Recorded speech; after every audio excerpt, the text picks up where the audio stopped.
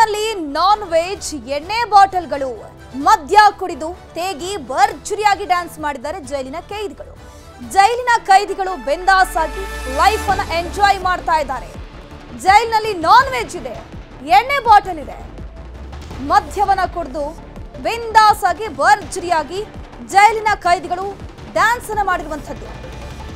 ಹಾಗಾದ್ರೆ ಇದು ಯಾವ ಜೈಲು, ಎಲ್ಲಿಯದ್ದು? ಸದ್ಯಕ್ಕೆ ಒಂದು ವಿಡಿಯೋ ವೈರಲ್ ಆಗಿದೆ. ಈ ವಿಡಿಯೋ ಎಲ್ಲಿಯದ್ದು, ಯಾವ ಜೈಲಿನದ್ದು ಅನ್ನುವಂಥದ್ದು ಇನ್ನಷ್ಟೇ ಗೊತ್ತಾಗಬೇಕಿದೆ. ಸದ್ಯಕ್ಕೆ ವೈರಲ್ ಆಗ್ತಿರುವಂತಹ ಕೈದಿಗಳ ವಿಡಿಯೋ ಯಾವ ಜೈಲಿನದ್ದು ಅಂತ ಪೊಲೀಸರು ತನಿಖೆ ಮಾಡ್ತಾ ಇದ್ದಾರೆ. ನೋಡಿ, ಪೊಲೀಸರಿಗೆ ಇಲ್ಲೊಂದು ಕ್ವಶನ್ ಮಾರ್ಕ್ ರೀತಿ ಆಗಿ ಹೋಗಿದೆ. ಪರಪ್ಪನಗ್ರಹಾರ ಜೈಲಿನಲ್ಲಿ ಐಸಿಸ್ ಉಗ್ರ ಹಾಗೂ ಕೈದಿಗಳಿಂದ ಬಿಂದಾಸ್ ಆಗಿರುವಂತಹ ವಿಡಿಯೋ ವೈರಲ್ ಬೆನ್ನಲ್ಲೇ ಈ ಉಳಿದ ವಿಡಿಯೋಗಳು ಕೂಡ ವೈರಲ್ ಆಗ್ತಾ ಇದೆ. ನೋಡ್ತಾ ಇರಬಹುದು, ಒಂದು ಕಿಟಕಿ ಇದೆ ಜೈಲಿನಲ್ಲಿ. ಕಿಟಕಿ ಮುಂದೆ ನಾಲ್ಕು ಮದ್ಯದ ಬಾಟಲ್ಗಳಿವೆ. ಇನ್ನೊಂದ್ ಕಡೆ ಟಿವಿಯಲ್ಲಿ ಧ್ವನಿ ಬರ್ತಾ ಇದೆಯಲ್ಲ, ಆ ವಿಡಿಯೋದ ಧ್ವನಿ ಕೂಡ ಕೇಳಿಸ್ತಾ ಇದೆ. ಇನ್ನೊಂದ್ ಕಡೆ ಮದ್ಯವನ್ನು ಕೊಟ್ಟು ಬಿಂದಾಸ್ ಆಗಿ ಡ್ಯಾನ್ಸ್ ಮಾಡ್ತಾ ಇದ್ದಾರೆ. ಸದ್ಯಕ್ಕೆ ಇದು ಎಲ್ಲಿಯದ್ದು ಅನ್ನುವಂಥದ್ದು ಪ್ರಶ್ನೆಯಾಗಿದೆ. ಇದರ ಬಗ್ಗೆ ಹೆಚ್ಚಿನ ಡೀಟೇಲ್ಸ್ ನೀಡ್ತಾರೆ ನಮ್ಮ ಪ್ರತಿನಿಧಿ ಗಂಗಾಧರ್ ವಾಗಟ. ದೂರವಾಣಿ ಸಂಪರ್ಕದಲ್ಲಿ ಜಾಯ್ನ್ ಆಗಿದ್ರೆ. ಗಂಗಾಧರ್, ಸದ್ಯಕ್ಕೆ ಈ ಒಂದು ವಿಡಿಯೋ ವೈರಲ್ ಆಗಿದೆಯಲ್ಲ, ಈ ವಿಡಿಯೋ ಎಲ್ಲಿಯದ್ದು ಅನ್ನೋದ್ರ ಬಗ್ಗೆ ಮಾಹಿತಿ ಏನಾದರೂ ಸಿಕ್ಕಿದೆಯಾ, ಹೇಗೆ? ಧನುಷ್, ಪ್ರಮುಖವಾಗಿ ನಿನ್ನೆಷ್ಟೇ 3-4 ವಿಡಿಯೋಗಳು ವೈರಲ್ ಆಗಿತ್ತು ಸೆಂಟ್ರಲ್ ಜೈಲು ಪರಪ್ಪನಗರದಿಂದ. ಅದರಲ್ಲಿ ಟೆರರಿಸ್ಟ್ ಆಗಿರ್ಬೋದು, ಮತ್ತೊಂದ್ ಕಡೆ ಅವನು ಉಮೇಶ್ ರೆಡ್ಡಿ ಆಗಿರ್ಬೋದು, ಮತ್ತೆ ತರುಣ್ ರಾಜ್ ವಿಡಿಯೋಗಳು ವೈರಲ್ ಆಗಿತ್ತು. ಆ ಬಗ್ಗೆ ಗಂಭೀರವಾಗಿ ತೆಗೆದುಕೊಂಡಿದ್ರು ಹೋಮ್ ಮಿನಿಸ್ಟರ್. ಆದ್ರೆ ಇವತ್ತು ಕೂಡ ಕೆಲವು ವಿಡಿಯೋಗಳು ವೈರಲ್ ಆಗಿದೆ. ಅದನ್ನ ಮಧ್ಯದ ಒಂದು ಪಾರ್ಟಿಯನ್ನ ಮಾಡಿ, ಎಣ್ಣೆ ಪಾರ್ಟಿಗಳನ್ನ ಮಾಡಿ ಕುಣಿದು ಕುಪ್ಪಳಿಸುವಂತದ್ದು, ಬಿಂದಾಸ್ ಡ್ಯಾನ್ಸ್ ಮಾಡ್ತಾರಂತ ವಿಡಿಯೋಗಳು ವೈರಲ್ ಆಗಿದೆ. ಜೊತೆಯಲ್ಲಿ ಬ್ಯಾರಕ್ ಬಳಿಯಲ್ಲಿ ಒಂದು ಗ್ರಿಲ್ ಬಳಿಯಲ್ಲಿ ಸಾಲಾಗಿ ಎಣ್ಣೆ ಬಾಟಲ್ ಗಳನ್ನ ಜೋಡಿಸಿರುವಂತದ್ದು ಈ ವಿಡಿಯೋಗಳು ವೈರಲ್ ಆಗ್ತಿರುವಂತದ್ದು. ಮತ್ತೆ ತಟ್ಟೆಗಳಲ್ಲಿ ಹಣ್ಣು ಹಂಪಲು ಆಗಿರ್ಬೋದು, ಮತ್ತೆ ನಾನ್ ವೆಜ್ ಎಲ್ಲ ಬಾಕ್ಸ್ ಗಳಲ್ಲಿ ಹಾಕೊಂಡು ರಾಜಾರೋಷವಾಗಿ ಅವ್ರು ಕುತ್ಕೊಂಡು ತಿಂತಾ ಇರುವಂತ ವಿಡಿಯೋಗಳು ಕೂಡ ಎಲ್ಲ ಫೋಟೋಸ್ ವೈರಲ್ ಆಗ್ತಾ ಇರುವಂತದ್ದು. ಆದ್ರೆ ಈ ವಿಡಿಯೋ ಮತ್ತೆ ಫೋಟೋಸ್ ಸೆಂಟ್ರಲ್ ಜೈಲ್ ಪರಪ್ಪನಗ್ರಹಾರದ್ದ ಅಥವಾ ಅದನ್ನು ಹೊರತುಪಡಿಸಿ ಬೇರೆ ಜೈಲುಗಳದ್ದ ಅನ್ನೋದ್ರ ಬಗ್ಗೆ ಇನ್ನೂ ಕೂಡ ಅಧಿಕೃತವಾದಂತ ಮಾಹಿತಿ ಇಲ್ಲ. ಆ ಬಗ್ಗೆ ಇನ್ನಷ್ಟೇ ಸ್ಪಷ್ಟನೆ ಸಿಗ್ಬೇಕಾಗಿರುವಂತದ್ದು. ಆದ್ರೆ ಈಗ ಮ್ಯಾರಥಾನ್ ರೀತಿಯಲ್ಲಿ ಸೆಂಟ್ರಲ್ ಜೈಲಿನ ವಿಚಾರಕ್ಕೆ ಅಂದ್ರೆ ವಿಡಿಯೋಗಳು ನೆನೆ ವೈರಲ್ ಆಗಿತ್ತು. ಆ ಹಿಂದೆ ಕೂಡ ಗುಬ್ಬಚ್ಚಿ ಸೀನನ ವಿಡಿಯೋಗಳು ವೈರಲ್ ಆಗಿತ್ತು. ಈಗ ಕೆಲವು ವಿಡಿಯೋಗಳು ಕೂಡ ಇವತ್ತಿನ ಎಣ್ಣೆ ಪಾರ್ಟಿ ಮಾಡ್ತಾ ಇರುವಂತ ವಿಡಿಯೋಗಳು ವೈರಲ್ ಆಗ್ತಾ ಇದೆ. ಈ ನಿಟ್ಟಿನಲ್ಲಿ ಇದು ಬಹಳ ಗಂಭೀರತೆಯನ್ನ ಪಡ್ಕೊಂಡಿರುವಂತದ್ದು. ಸದ್ಯ ಈಗ ನಿನ್ನೆಷ್ಟೇ ಡಿಐಜಿ ಆನಂದ್ ರೆಡ್ಡಿ ಅವರು ಕೂಡ ವಿಸಿಟ್ ಮಾಡಿ ಇದೆಲ್ಲವೂ ಕೂಡ 2023ರ ವಿಡಿಯೋಗಳು ಅಂತ ಹೇಳಿದ್ರು. ಆದ್ರೆ ಇಷ್ಟು ಸುಲಭವಾಗಿ ಅವ್ರಿಗೆಲ್ಲ ರೀತಿಯಾದಂತಹ ವ್ಯವಸ್ಥೆಗಳು ಕಲ್ಪನೆ ಅಂದ್ರೆ ಕಲ್ಪಿಸ್ಕೊಡ್ತಾ ಇರುವಂತವ್ರು ಯಾರು, ಇದಕ್ಕೆ ಸಹಕಾರ ಕೊಟ್ಟಂತವ್ರು ಯಾರು, ಇದಕ್ಕಾಗಿ ಇಷ್ಟು ಹಣವನ್ನ ತೆಗೆದುಕೊಳ್ತಾ ಇದ್ದಾರೆ ಅಲ್ಲಿನ ಆ ಸಿಬ್ಬಂದಿಗಳು, ಜೊತೆಲಿ ಜೈಲಿನ ಸಜಾಬಂದಿ ಕೈದಿಗಳಾಗಿರ್ಬೋದು ಅಥವಾ ವಿಚಾರಣಾಧೀನ ಕೈದಿಗಳಲ್ಲಿ ಯಾವ ತರ ಇವರು ಅಲ್ಲಿ ಕರ್ತವ್ಯ ಲೋಪವನ್ನ ಎಸಗ್ತಾ ಇದ್ದಾರೆ, ಅವ್ರು ಬೇಕಾದಂತ ರೀತಿಯಲ್ಲಿ ಜೈಲನ್ನ ಒಂದು ರೆಸಾರ್ಟ್ ರೀತಿಯಲ್ಲಿ ಮಾಡ್ಕೊಳ್ತಾ ಇದ್ದಾರೆ ಅನ್ನೋದು ಸಹ ಪ್ರಶ್ನೆಯಾಗಿ ಮೂಡುವಂತದ್ದು.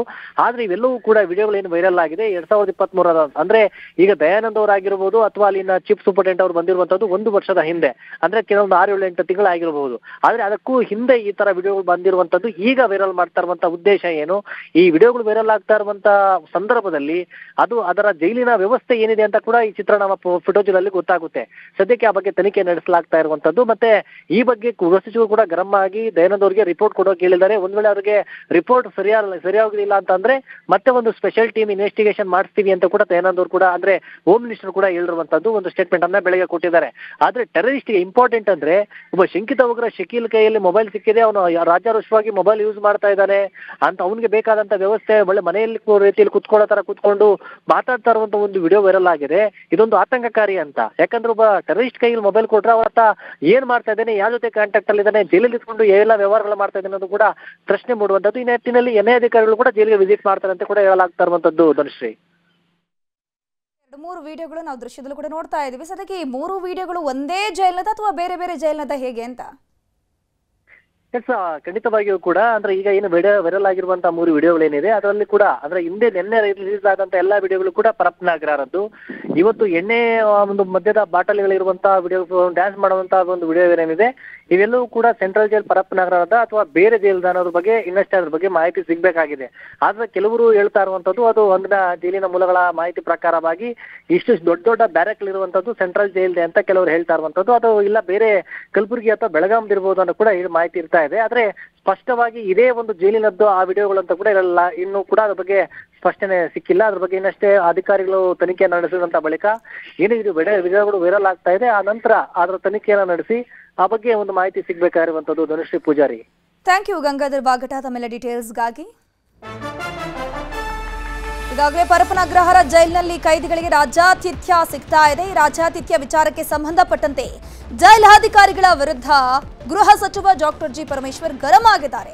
ಈ ಸಂಬಂಧ ದಯಾನಂದ್ ಜೊತೆ ಚರ್ಚೆ ನಡೆಸಿರುವಂತದ್ದು ಗೃಹ ಸಚಿವರು. ಇದು ನಾನ್ಸೆನ್ಸ್, ಇದನ್ನೆಲ್ಲ ಸಹಿಸೋದಕ್ಕಾಗೋದಿಲ್ಲ ಅಂತ ಅವರು ಹೇಳಿದ್ದಾರೆ. ಇನ್ನು ಎಡಿಜಿಪಿ ದಯಾನಂದ್ ಅವರಿಂದ ವರದಿಯನ್ನ ಕೇಳಿದ್ದೀನಿ ಅಂತ ಗೃಹ ಸಚಿವರು ಹೇಳಿರುವಂಥದ್ದು.